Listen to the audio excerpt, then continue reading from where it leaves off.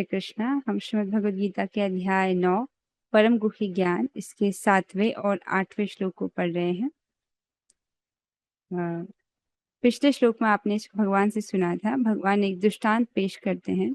एक दृष्टांत देते हुए भगवान कहते हैं कि जिस प्रकार सर्वत्र प्रवाहमान प्रबल वायु सदैव आकाश में स्थित रहती है, उसी प्रकार समस्त उत्पन्न प्राणियों को मुझ में जानो। तो भगवान यहाँ पर असंग के गुण का वर्णन करते हैं। जैसे आकाश असंग रहता है वायु से, उसी प्रकार भगवान भी निर्लिप्त रहते हैं सभी जीवों से।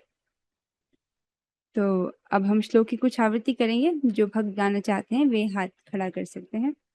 सर्वभूतानि कौन्तेय सर्वभूतानि कौन्तेय प्रकृतिं यान्ति मामिकाम् प्रकृतिं यान्ति मामिकाम् कल्पक्षये पुनस्तानि कल्पक्षये पुनस्तानि कल्पादौ वृषिजाम्यहम्। कल्पादौ रुसजाम्यहम्। बात सुन माता जी। सर्वभूतानि कौन्तेय सर्वभूतानि कौन्तेय प्रकृतिं यान्ति मामिकाम् प्रकृतिं यान्ति मामिकाम् कल्पक्षये पुनस्तानि कल्पक्षये पुनस्तानि कल्पादौ वृषिजाम्यहम्। कल्पादो विसृजाम्यहम्।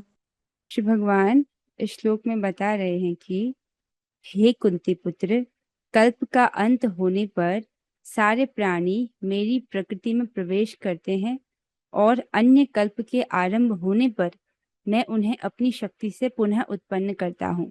तो आपने पढ़ा था कल्प क्या होता है, ब्रह्मा जी का एक दिन। तो ब्रह्मा जी का जो एक दिन होता है हमने उस दिन कैलकुलेट किया था, उतना लंबा जब वो उस कल्प का अंत होता है, कल्प समाप्त होता है, सारे के सारे जो प्राणी हैं भगवान की प्रकृति में प्रवेश करते हैं। और आपने क्या पढ़ा था, गर्भोदकशाही विष्णु में प्रवेश कर जाते हैं। और अन्य कल्प के आरंभ होने पर, जब मतलब ब्रह्मा जी का दूसरा दिन जब शुरू होता है, तो भगवान फिर अपनी शक्ति से पुनः सभी जीवों को उत्पन्न कर देते हैं। आइए अन्वय को देखेंगे। कौन्तेय, हे कौन्तेय अर्थात हे कुंती पुत्र, कल्पक्षये प्रलय काल में जब प्रलय होती है, यहाँ पर कौन से प्रलय की बात हो रही है, आंशिक प्रलय। जब ब्रह्मा जी का दिन समाप्त होता है तो आंशिक प्रलय, लेकिन जब ब्रह्मा जी की परम आयु 100 वर्ष बीत जाते हैं तब उसको महाप्रलय कहते हैं। तो प्रलय काल अर्थात आंशिक प्रलय के समय पर सर्वाणि भूतानि समस्त भूत जितने भी जीव हैं मामिकाम प्रकृति मेरी प्रकृति में यान्ति अर्थात लीन हो जाते हैं। तो कल्प के अंत में सारे के सारे जीव भगवान की प्रकृति में प्रवेश कर जाते हैं। पुनः अर्थात फिर से, कल्पादौ अर्थात सृष्टि काल में। तो अगला जब कल्प शुरू होता है तो ब्रह्मा जी का दिन समाप्त होता है, फिर ब्रह्मा जी की रात्रि, उसके बाद फिर से ब्रह्मा जी का दिन। तो ब्रह्मा जी का जब दिन वापस से शुरू होता है अगले कल्प में, सृष्टि काल में, अहम तानी विसृजामि अर्थात मैं उन सभी का विशेष भाव से सृजन करता हूँ।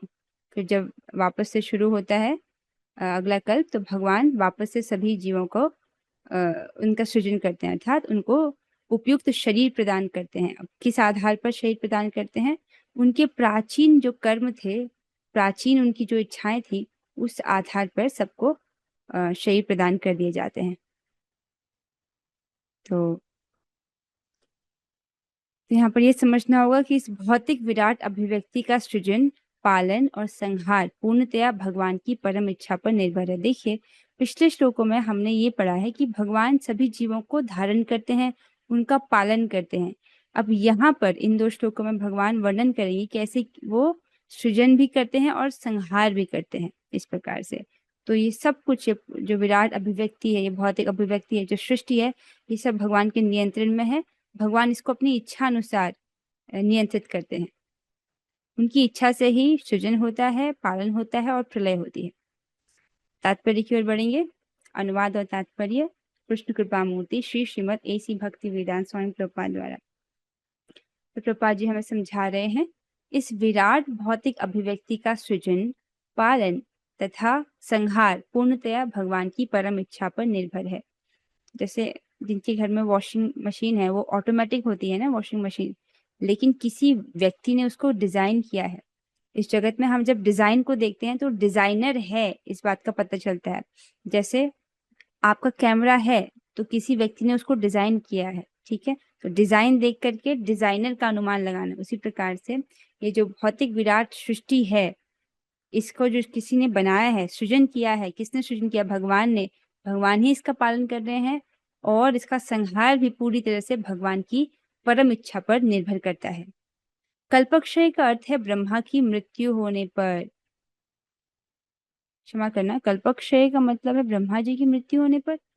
ब्रह्मा 100 वर्ष जीवित रहते हैं और उनका एक दिन हमारे 4 अरब 30 करोड़ वर्षों के तुल्य है। रात्रि भी इतनी ही वर्षों की होती है। ब्रह्मा के एक महीने में ऐसे 30 दिन तथा 30 रातें होती हैं और उनके एक वर्ष में ऐसे 12 महीने होते हैं।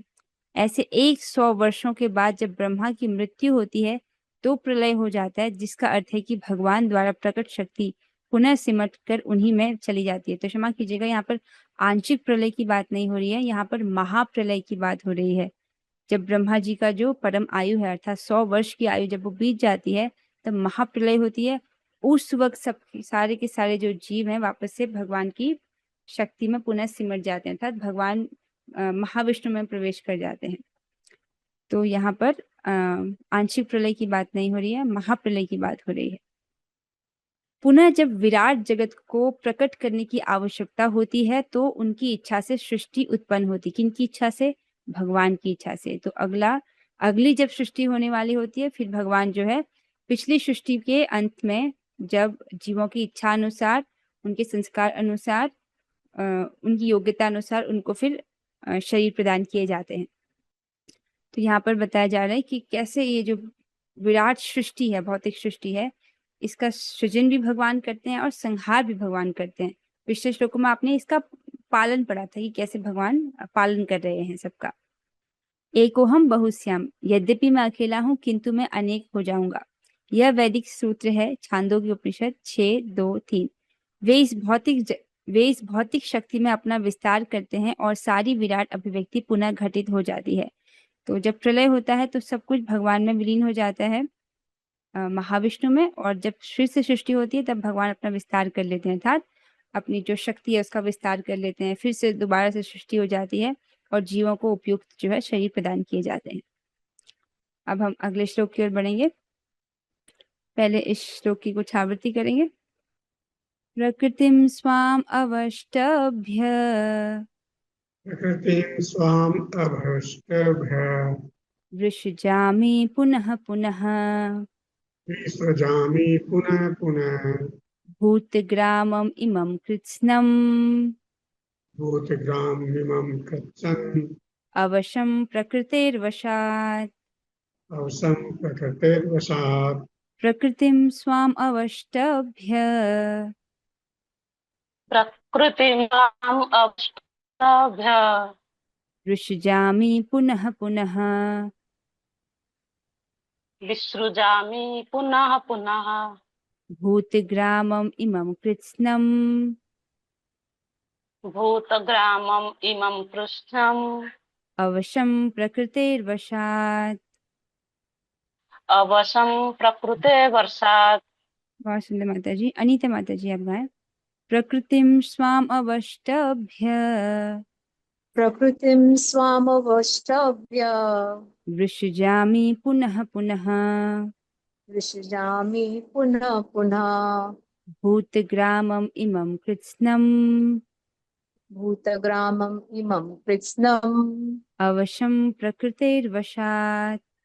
अवशं प्रकृतेर्वशात्।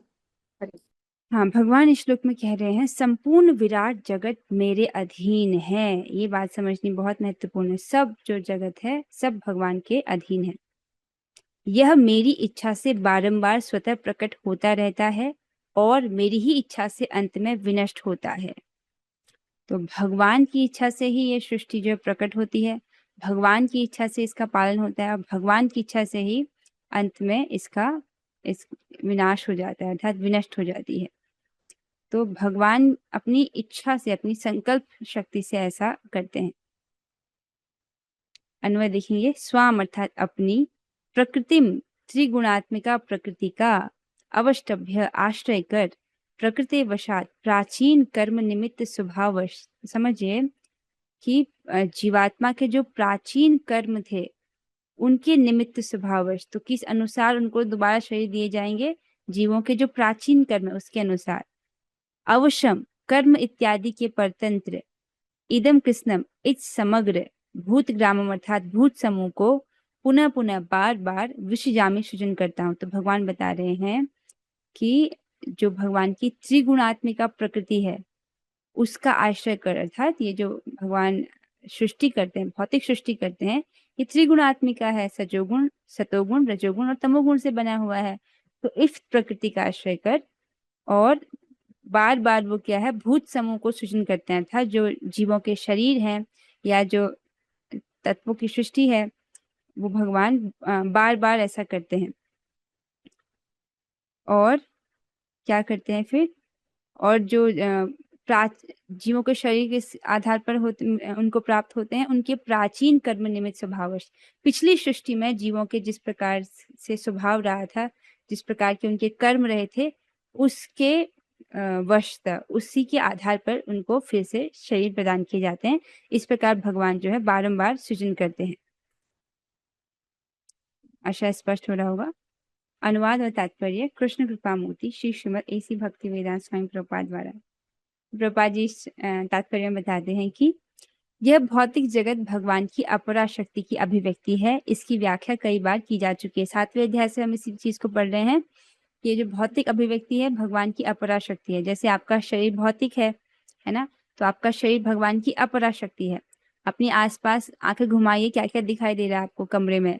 जो चीज भौतिक दिखाई दे रही है कमरे में वो सब कुछ भौतिक, वो सब कुछ अपरा शक्ति, चाहे पंखा, टेबल, दीवार है, ये सब कुछ क्या है, अपरा शक्ति है। ठीक है, पराशक्ति जो होती है वो चेतन होती है। तो ये भौतिक जगत, ये ब्रह्मांड जो है या जो पूरी सृष्टि है, ये अपरा शक्ति की अभिव्यक्ति है। इतना तो सब समझ रहे हैं।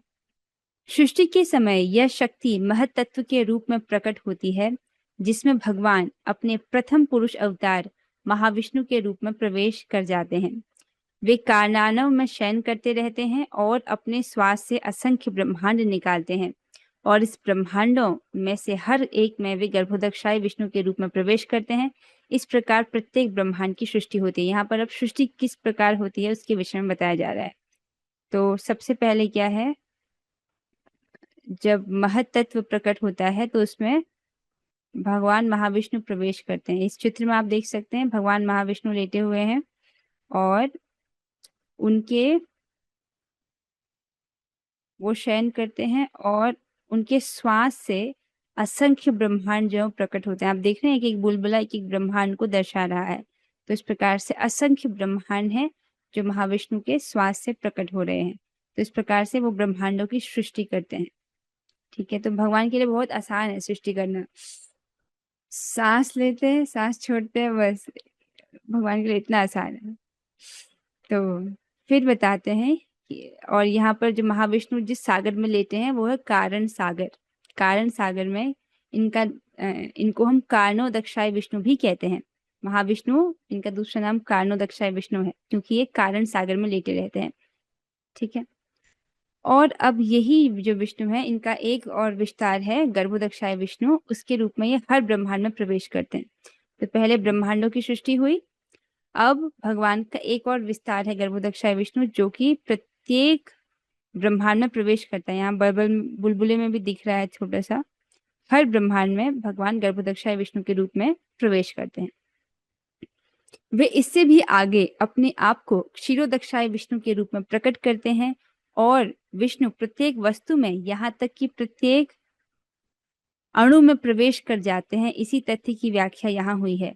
भगवान प्रत्येक वस्तु में प्रवेश करते हैं। बहुत सुंदर, ये ब्रह्म संहिता में और स्पष्ट होता है।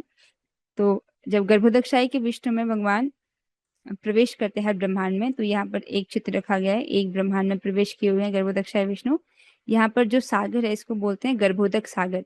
तो गर्भोदक सागर में गर्भोदक्षाय विष्णु जी लेटे रहते हैं। उनकी जो नाभि है उनसे कमल पुष्प बाहर निकलता है और इस कमलनाल के भीतर ही सारा ये 14 भुवन है। 14 जो भुवन है वो सब इस कमलनाल के भीतर है।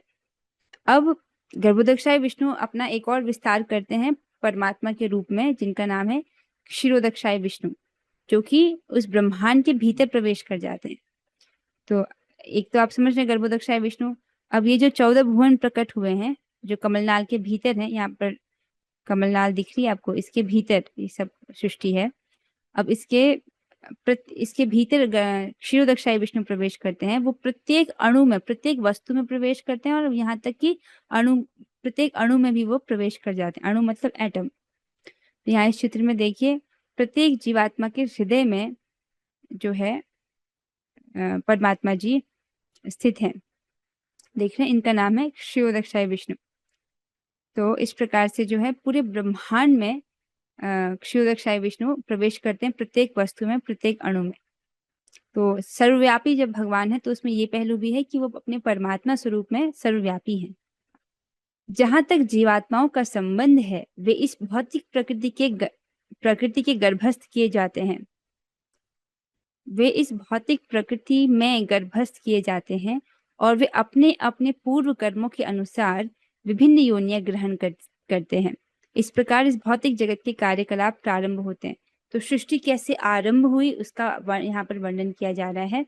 अब आपको प्रभुपाद जी बता रहे हैं, जो जीवात्मा है उनको गर्भस्थ किया जाता है। कैसे करते हैं? भगवान दृष्टिपात करते हैं प्रधान में, फिर उसमें अपनी काल शक्ति और जीव शक्ति का क्षोभ करते हैं। तो इस प्रकार से जीवों को प्रकृति में गर्भस्थ किया जाता है।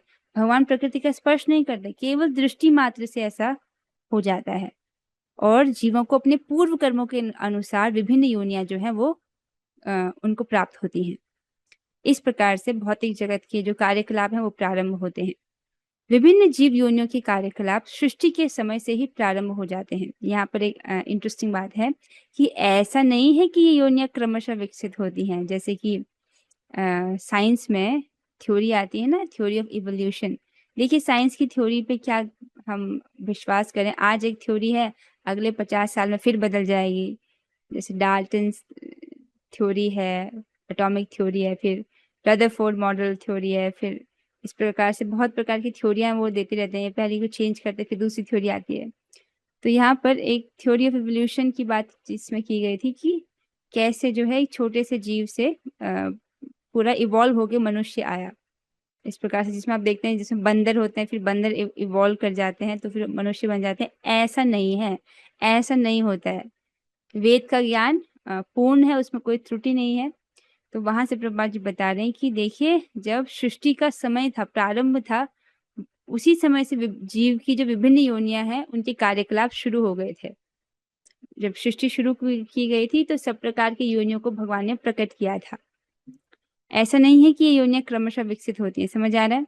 सारी की सारी योनियां ब्रह्मांड की सृष्टि के साथ ही उत्पन्न होती है। जैसे ही ब्रह्मांड की सृष्टि की गई, वैसे की वैसी सारी योनियां जो हैं उत्पन्न हो जाती हैं। चाहे वो मनुष्य की योनि हो, बंदर की योनि हो, या मछली की योनि हो, या अन्य जो 84 लाख योनियां, वो सभी। अब भक्तों के कुछ प्रश्न आ रहे हैं, एक बार तात्पर्य पूरा कर लेते हैं, फिर एक एक करके प्रश्नों की ओर बढ़ते हैं। मनुष्य, पशु, पक्षी ये सभी एक साथ उत्पन्न होते हैं, क्योंकि पूर्व प्रलय के समय जीवों की जो जो इच्छाएं थी वे पुनः प्रकट होती हैं। इसका स्पष्ट संकेत अवश्यम शब्द से मिलता है कि जीवों को इस प्रक्रिया से कोई सरोकार नहीं रहता। तो प्रभुपाद जी स्पष्ट करें कि जो सारी योनियां हैं, 84 लाख योनियां, चाहे वो मनुष्य हो, पशु हो, पक्षी हो, ये सब एक साथ उत्पन्न होते हैं। ऐसा नहीं होता है कि कोई योनि इवॉल्व करके, मतलब उसका शरीर ट्रांसफॉर्म होकर के कोई और योनि में बदल जाए, ऐसा नहीं होता है। ठीक है? और पूर्व प्रलय में जीवात्मा की जो जो इच्छा थी, जब सृष्टि हुई थी, सृष्टि से पहले जब प्रलय हुआ था, प्रलय के अंत में जीवात्माओं की जो जो इच्छा थी उसी के अनुरूप उनको शरीर प्रदान किया जाता है। देखो, यहाँ पर ये समझ आता है कि जीवात्मा का इसमें कोई सरोकार नहीं रहता, भगवान के नियंत्रण में ऐसा होता है। तो भगवान को स्मरण रहता है कि कौन से जीव की क्या क्या इच्छा है, उसके अनुरूप, उनके कर्मानुसार, योग्यता अनुसार उनको विभिन्न प्रकार के शरीर जो दिए जाते हैं। तो भगवान इसको अपनी अचिंत शक्ति से करते हैं। पूर्व सृष्टि में वे जिस जिस अवस्था में थे, वे उस अवस्था में पुनः प्रकट हो जाते हैं, और ये सब भगवान की इच्छा से संपन्न होता है। ये समझ आ रहा है? यही भगवान की अचिंत्य शक्ति है कि कैसे भगवान करते हैं। इतने सारे जीवों का पूर्व सृष्टि में जब प्रलय हुई थी, तो सब सब जीवों के शरीर नष्ट हो गए थे, फिर भगवान को कैसे याद रहता है? ये सब भगवान अपनी अचिंत्य शक्ति से ऐसा करते हैं। दोबारा से सृष्टि करते हैं, फिर सभी को देह प्रदान करते हैं।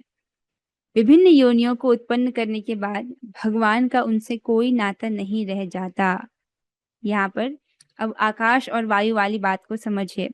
भगवान ने कहा था कि जैसे आकाश में वायु स्थित है, आकाश में वायु स्थित है, तो आकाश वायु से लिप्त नहीं होता है। उसी प्रकार से भगवान इतने सारे जीवों की सृष्टि करते हैं, अर्थात उनको शरीर प्रदान करते हैं, उनका पालन कर रहे हैं, फिर भी जो है भगवान सबसे असंग रहते हैं, अप्रभावित, निर्लिप्त रहते हैं, आसक्त नहीं होते। ये कह रहे हैं भगवान का किसी से कोई नाता नहीं रह जाता। यह सृष्टि विभिन्न जीवों की रुचियों को पूरा करने के उद्देश्य से की जाती है, अतः इसमें भगवान किसी भी तरह से बद्ध नहीं होते। तो समझिए, सृष्टि भगवान ने अपने लिए नहीं बनाई है, सृष्टि भगवान ने हमारे लिए बनाई है, क्योंकि हम लोग यहाँ रहकर भोग करना चाहते हैं, इसीलिए भगवान ने ये सब व्यवस्था की है। भगवान तो यही चाहते हैं कि हम उनकी ओर उन्मुख हों, उनको प्राप्त करें, ये चाहते हैं। लेकिन जीवात्मा सोचता है कि मैं भोग करके खुश रहूंगा, इसलिए भगवान ने ये सब सृष्टि की रचना की है। तो विभिन्न जीवों की रुचियों को पूरा करने के उद्देश्य से भगवान ने सृष्टि की है। तो भगवान इससे किसी भी तरह से बद्ध नहीं होते। जो सृष्टि के जो नियम है ये भगवान पर नहीं लागू होते हैं। ठीक है, तो भगवान जो है किसी से भी लिप्त नहीं होते हैं। अर्थात इतनी सारी योनियां हैं, भगवान ने इतनी सारी योनियां सबको प्रदान किया है, इतने सारे जीव हैं। देखो, अगर यहाँ इस उदाहरण से देखिए, अगर कोई व्यक्ति अपना घर बनाता है, कितनी मेहनत से घर बनाता है, लेकिन अगर वो घर टूट जाए तो उसको बड़ा कष्ट होता है कि मेरा घर टूट गया, है ना। भगवान इतनी बड़ी विराट सृष्टि की रचना करते हैं और प्रलय के समय संहार भी कर देते हैं, तो उनकी इसमें बिल्कुल भी आसक्ति नहीं है। समझ रहे हैं? उसी प्रकार जीवों से भी किसी भी प्रकार का वो मतलब जीवों से भी वो असंग रहते हैं। लेकिन जब कोई जीव भगवान की भक्ति के प्रति उन्मुख होता है, सेवोन्मुख होता है, तब भगवान जो है उसमें रुचि लेते हैं, उसमें उनको बहुत आनंद आता है। तो फिर भगवान उसको सहायता करते हैं कि कैसे वो मेरी प्राप्ति करे। तो समझ रहे हैं? वरना वो इस पूरे जगत से निर्लिप्त रहते हैं। तो तात्पर्य तो यहाँ पर संपूर्ण हुआ। अब कुछ प्रश्नों को हम देख लेते हैं। आंशिक प्रलय और महाप्रलय के बारे में एक बार फिर से बता सकते हैं? अच्छा, आंशिक प्रलय होती है माता जी जब ब्रह्मा जी का एक दिन, मतलब ब्रह्मा जी का एक दिन पूरा हो जाता है और पूरा दिन के पूरा होने के बाद जो रात्रि आती है उसको आंशिक प्रलय कहते हैं। ब्रह्मा जी का एक दिन कितना बड़ा होता है? 1000 चतुर्युग के बराबर। जब 1000 चतुर्युग समाप्त हो जाते हैं, ब्रह्मा जी की रात्रि शुरू होती है, तो उस वक्त भी एक प्रलय होता है जिसमें स्वर्ग लोक पर्यंत तक सारे लोग जो है नष्ट हो जाते हैं। लेकिन ये जो 14 भुवन में ऊपर के 4 लोग होते हैं वो वैसे के वैसे रहते हैं, लेकिन नीचे के ऊपर के 4 लोग छोड़ के नीचे के बाकी 10 लोग वो सब नष्ट हो जाते हैं आंशिक प्रलय में। लेकिन जब महाप्रलय होती है तब पूरा का पूरा ब्रह्मांड नष्ट हो जाता है। ठीक है, अच्छा अगला प्रश्न है, श्री विग्रह भी भौतिक है? नहीं, श्री विग्रह भौतिक नहीं है। जब जब वो दुकान में मूर्ति रहती है, उसकी प्राण प्रतिष्ठा नहीं हुई होती है, तब वो भौतिक है। लेकिन जब आप उसको घर में लेकर आते हो और विग्रह की स्थापना करते हो, तब जो है उसमें उसमें प्राण प्रतिष्ठा होती है, तब भगवान उसमें आ जाते हैं। जब भगवान उसमें आ जाते हैं तब वो भौतिक नहीं रहता। यद्यपि वो हम उस विग्रह को अपनी जड़ आंख से देख पा रहे हैं, लेकिन ऐसा होते हुए भी वो दिव्य है। जैसे प्रसाद, जब हम भगवान को भोग अर्पित करते हैं उससे पहले तो वो भोजन है, लेकिन जब भगवान को अर्पित हो जाता है तब वो दिव्य हो जाता है। अब जब वो प्रसाद के रूप में आपकी थाली में आता है, यद्यपि वही अन्न दिख रहा है, वही रोटी सब्जी दिख रहा है, लेकिन वो कैसा है? वो दिव्य है। ठीक, तो उसके साथ तात्पर्य। अब कुछ और प्रश्न तो नहीं रह गया किसी का? हाँ ठीक है, इसके साथ तो तात्पर्य यहाँ पर पूर्ण होता है। आपने क्या समझा कि भगवान ही इस जगत, इस पूरे सृष्टि के सृजन करता है, पालन करता है और संहार करता है। ठीक है, अब हम यहाँ पर श्री हरिनाम चिंतामणि से कुछ नाम की महिमा का श्रवण करेंगे। देखिए अभी हम साधन अवस्था में हैं, हमको नाम का रस तो प्राप्त नहीं है, लेकिन बारंबार नाम की महिमा का श्रवण करना चाहिए ताकि हमारी बुद्धि जो है हमको सही तरीके से गाइड करती रहे। शास्त्र द्वारा पोषित विवेक से ही तो बुद्धि ट्रेन होती है, और बुद्धि हमको सही तरह से गाइड करेगी तो मन को नियंत्रण करने में सहायता प्राप्त होती है। तो थोड़ा सा आज हम नामाभास का फल पढ़ रहे हैं, नाम की महिमा नहीं, नामाभास का फल पढ़ रहे हैं। तो फिर कैमुत्य न्याय से देखिएगा कि नामाभास से ही इतना कुछ प्राप्त हो जाता है, तो उसमें जो व्यक्ति रोज हरे कृष्ण महामंत्र जप रहा है तो उसका तो कहना ही क्या। तो नामाभास क्या होता है? 4 प्रकार की नामाभास का वर्णन आता है। पहला तो है संकेत रूपी नामाभास, ये 2 प्रकार का होता है। पहला तो भगवान विष्णु को लक्ष्य करके दुनियादी बुद्धि से जब भगवान का नाम उच्चारण किया जाता है, मतलब भगवान को लक्ष्य करके दुनियावी बुद्धि से जब नाम उच्चारण किया जाता है। दूसरा क्या है? भगवान के अतिरिक्त कहीं और ध्यान हो, अर्थात कुछ और सोच रहे हो लेकिन नाम भगवान का ले रहे हो, और मुख से भगवान का नाम उच्चारण किया जाए, इसे संकेत रूपी नामाभास इन्हीं 2 प्रकार का होता है। तो 2 प्रकार के संकेत जिसमें बस संकेत कर रहे हैं भगवान की ओर। फिर परिहास नामाभास क्या है? जिसमें हंसी मजाक में भगवान का नाम लिया जाता है, जैसे मजाक करते हुए जो जीव परिहास में मजाक करते हुए भी श्री कृष्ण का नाम लेते हैं, जैसे कि जरासंध की तरह वे भी इस संसार से पार हो जाते हैं। अर्थात क्या है, ये लोग हर वक्त हरे कृष्ण बोलते रहते हैं, क्या एक ही मंत्र आता है इनको? इस प्रकार से वो जो मजाक भी उड़ा रहा हो और हरे कृष्ण बोल रहा हो तो उसको परिहास नामाभास बोलेंगे। स्तोभ नामाभास क्या होता है? शिशुपाल की तरह, शिशुपाल तो अपशब्द बोल रहा था लेकिन हर अपशब्द में वो भगवान का नाम बोल रहा था, ये कृष्ण ऐसे हैं, ये कृष्ण वैसे हैं, तो कृष्ण कृष्ण बोल रहा था, तो ये स्तोभ हो गया। ठीक है, इसको स्तोभ नामाभास कहते हैं। उससे भी जीव का भव बंधन दूर हो जाता है। और हेला नामाभास क्या है? हरिनाम में अपने मन को न लगाकर सहज भाव से यदि कोई कृष्ण या राम नाम का उच्चारण करता है तो उसको हेला नामाभास कहते हैं। मतलब नाम नहीं, मन नहीं लगा हुआ है लेकिन भगवान का नाम उच्चारण कर रहा है तो उसको हेला नामाभास कहते हैं। तो ऐसे नामाभास के द्वारा सभी म्लेच्छ संसार से तर जाते हैं। अधिकतर विषयी एवं आलसी लोगों के लिए नामाभास होता है। तो 4 प्रकार की नामाभास यहाँ पर वर्णन किया गया है। जैसे संकेत रूपी नामाभास में एक और चीज है, जैसे जो मुसलमान है अगर वो हराम हराम भी कहते हैं, हराम हराम वहां पर एक प्रकार का अपशब्द है ना, हराम हराम, हाँ, इस प्रकार से अगर वो ऐसे भी कर रहे हैं, उनको पता नहीं कि इसका क्या अर्थ है, तो फिर भी वो हराम हराम कह रहे हैं तो भी वो मुक्त हो जाएंगे। या इसको ऐसे समझिए, कोई पूछ रहा है कि ये तुलसी रेस्टोरेंट कहाँ है, अब उसको रेस्टोरेंट जाना है, उसको मतलब नहीं है तुलसी महारानी जी का नाम है, तो भी वो पवित्र हो जाएगा, तो भी उतर जाएगा। आप समझ रहे हैं? या कोई कहे कि ये कृष्ण रेस्टोरेंट कहाँ है, जैसे कृष्ण श्री कृष्ण भोजनालय कहाँ है, या हरे कृष्ण शरणम, ये एक रेस्टोरेंट का नाम है, ये कहाँ है, कोई ऐसे पूछ रहा है, तो उसको कोई मतलब नहीं है हरे कृष्ण शरणम, ये श्री कृष्ण शरणम का क्या अर्थ है, उसको रेस्टोरेंट जाना है, लेकिन फिर भी उसने नाम लिया संकेत से, तो उसको नामाभास बोलेंगे। आप समझ आ रहा है? 4 प्रकार का। तो मतलब भगवान का नाम नहीं ले रहा है वो व्यक्ति, किसी प्रकार से उसके मुख से भगवान का नाम निकल गया आभास में। अब यहाँ पर हम नामाभास का फल पढ़ते हैं जो बहुत अच्छा है। कहाँ से लिया गया है? ये श्री हरिनाम चिंतामणि से। तो हम श्री हरिनाम चिंतामणि से परम पूज्य श्री हरिदास ठाकुर जी द्वारा जो रचित है वो सुन रहे हैं हम। तो वो बताते हैं हरिदास ठाकुर जी की, नामाभास की स्थिति में बहुत मंगल होता है। एक तो जीव की सुकृति प्रबल होती जाती है, तो जीव का बहुत मंगल होता है और उसकी सुकृतियां जो है वो बढ़ती जाती है, प्रबल हो जाती है। सुकृति समझते हो ना? जब भी कोई व्यक्ति इस जगत में कुछ पुण्य कार्य करता है तो वो एक प्रकार की सुकृति के रूप में संचित हो जाता है। जब किसी ने गौदान किया तो दिखाई तो नहीं दिया ना गाय दान करने का फल क्या है, लेकिन वो एक सुकृति के रूप में उसके अकाउंट में जमा हो जाता है। तो इसी प्रकार से 3 प्रकार की सुकृति होती हैं। ये एक तो कर्मोन्मुखी, अर्थात जो व्यक्ति पुण्य कर्म करते हैं तो उसका जो फल है वो कर्मोन्मुखी सुकृति। ज्ञानोन्मुखी सुकृति, ये योगियों के लिए। या भक्तोन्मुखी सुकृति, तो कोई अगर हरे कृष्ण महामंत्र जप रहा है या भगवान का किसी प्रकार से नाम ले रहा है तो ये भक्तोन्मुखी सुकृति के रूप में संचित होता है। ठीक है, तो उसकी जो सुकृति है वो प्रबल बढ़ती रहती है। दूसरा, नामाभास से सभी प्रकार के पाप नष्ट हो जाते हैं। तथा साथ ही मनुष्य के अंदर भरी हुई भोगों की वासनाएं, हर तरह का छल कपट व झगड़े की भावनाएं भी समाप्त हो जाती हैं। बहुत सुंदर। आपने इसको अजामिल के प्रसंग में पढ़ा था।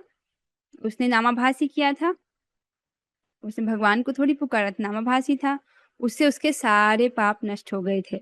और यहाँ पर स्पष्ट बता रहे हैं हरिदास ठाकुर जी की व्यक्ति की भोग की वासनाएं भी नष्ट हो जाती हैं, छल कपट भी और झगड़े की भावना भी समाप्त हो जाती है। नामाभास के प्रभाव से पतित जीव भी अपने कुल के साथ पवित्र हो जाता है।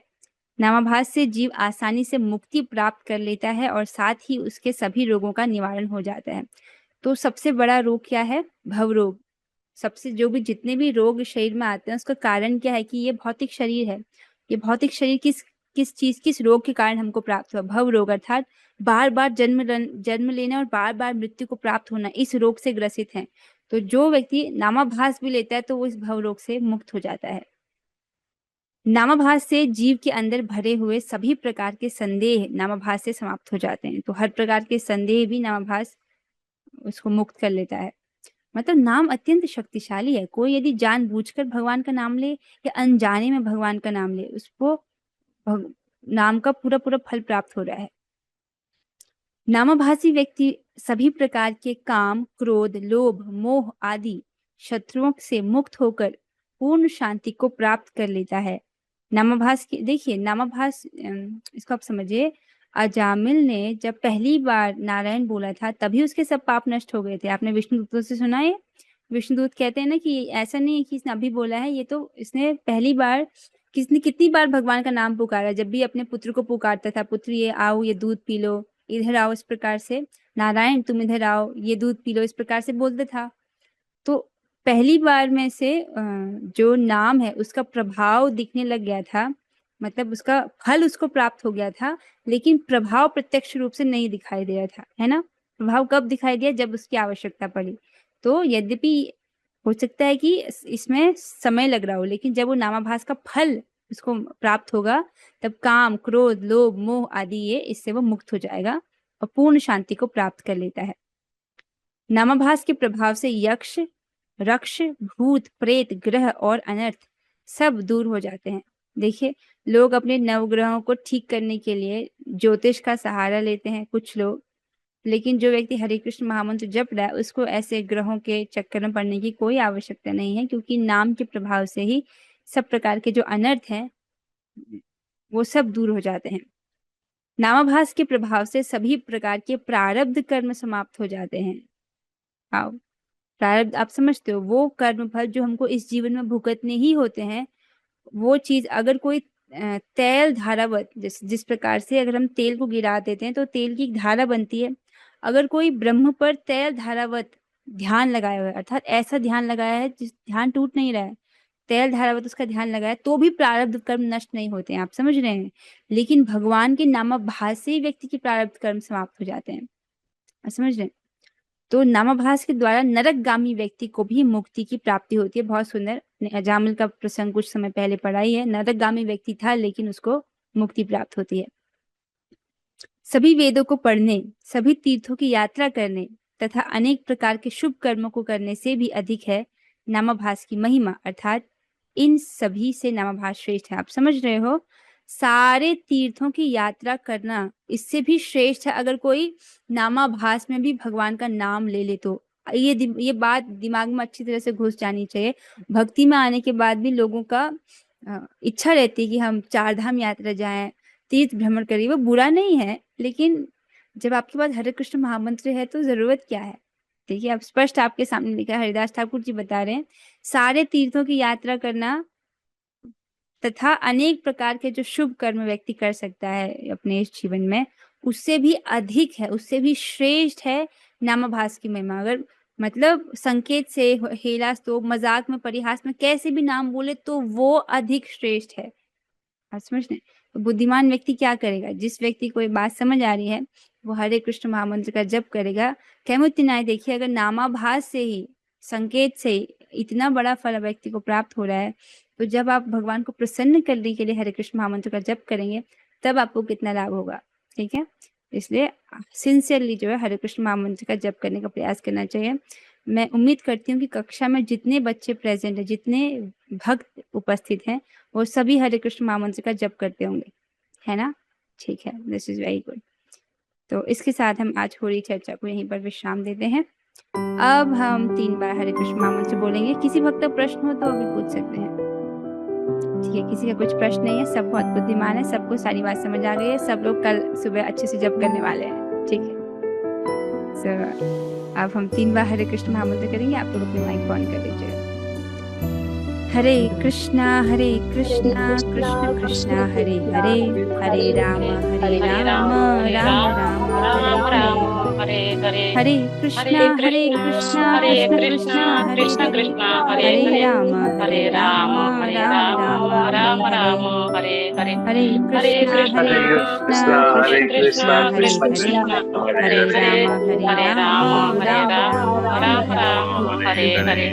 श्रीमद् भगवद गीता की जय, जगत गुरु श्री प्रभुपाद की जय, आचार्य श्री हरिदास ठाकुर की जय, और श्री गुरु हरे कृष्ण।